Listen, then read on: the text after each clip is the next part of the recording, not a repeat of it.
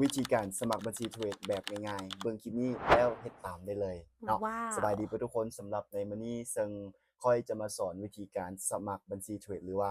สมัคร XR Trade นี่เนาะว่ามันมีวิธีการสมัครแบบใดมันมีจากขั้นตอนตามที่หลายๆคนเนาะบอกให้ค่อยนั้นเฮ็ดคลิปสอนแหน่เนาะซึ่งในมื้อนี้เดี๋ยวค่อยมาเฮ็ดคลิปสอนให้กับทุกคนได้เบิ่งเนาะเบิ่งคลิปนี้แล้วเฮ็ดตามได้เลยง่ายๆเนาะเดี๋ยวค่อยจะพาทุกคนเข้าไปเบิ่งเนาะว่ามันมีจากขั้นตอนใดไปเดี๋ยวเรามาเบิ่งขั้นตอนการสมัครแบบง่ายๆเนาะ ขั้นตอนแรกแมนให้ทุกคนเข้ามาที่ Google Chrome เนาะให้ทุกคนกดเข้ามาที่ Google Chrome ปุ๊บนี่หลังจากที่เรากดเข้ามาปุ๊บให้ทุกคนไปต่อที่แป้นพิมพ์ค้นหาเนาะหลังจากที่เข้ามาแล้วให้ทุกคนพิมพ์คำว่า XR นี่หลังจากที่ทุกคนพิมพ์คำว่า XR แล้วมันจะขึ้นมานี่เห็นบ่เนาะมันจะขึ้นมาว่า XR Trade นี่ให้ทุกคนกดเข้าไปที่คำว่า XR Trade นี่ปุ๊บแล้วมันจะเข้ามาสู่หน้านี้เนาะ หลังจากที่มันเข้ามาสู่หน้านี้ตัวแรกนี่เลยทุกคนเห็นบ่เนาะ XR Trade นี่ให้ทุกคนกดเข้าไปที่ตัวแรกตัวที่อยู่ด้านถึงสุดนี่เลย XR Trade กดเข้าไปเนาะหลังจากที่เรากดเข้าไปปุ๊บมันจะขึ้นมาอยู่หน้าหลักของ XR Trade นี่เนาะก็คือตารางของมันจะเป็นข้อมูลอีหยังต่างๆของมันเนาะทุกคนสามารถมาอ่านอยู่นี่ได้เนาะจะมีข้อมูลอีหยังต่างๆให้ทุกคนมาอ่านอยู่นี่ได้เลยเนาะหลังจากที่ทุกคนอ่านเข้าใจแล้วทุกคนยอมรับความเสี่ยงของมันได้แล้วเนาะทุกคนมากด ไปที่คำว่าลงซื้อเข้าใช้นี่เนาะกดเข้าไปที่คำว่าลงซื้อเข้าใช้ปุ๊บแล้วมันจะขึ้นมาหน้านี้มันจะให้เราลงชื่อเข้าใช้ด้วยเฟซบุ๊กลงชื่อเข้าใช้ด้วยกูเกิล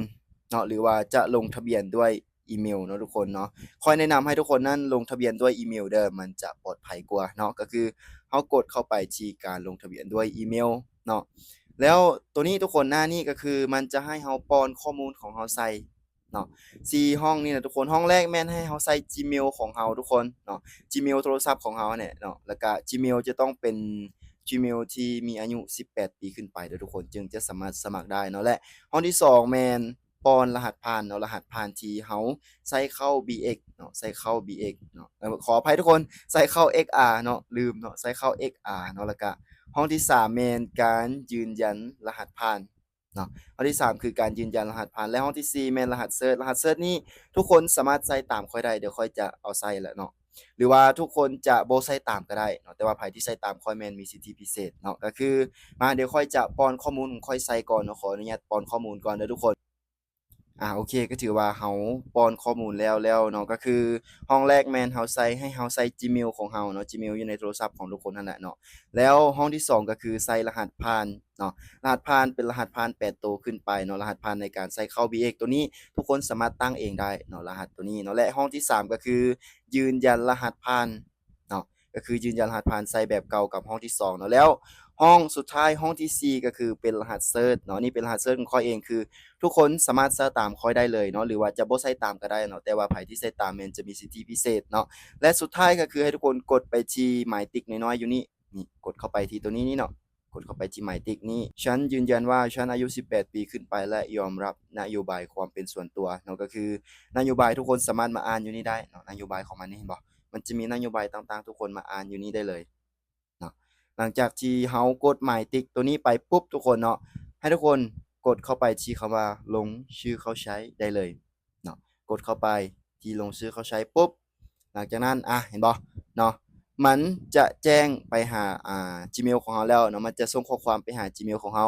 ให้เราออกแล้วไปเอาอยู่ Gmail เนาะทุกคนให้เราเข้ามาที่แอป Gmail แล้วหลังจากนั้นrefresh เทื่อหนึ่งเนาะ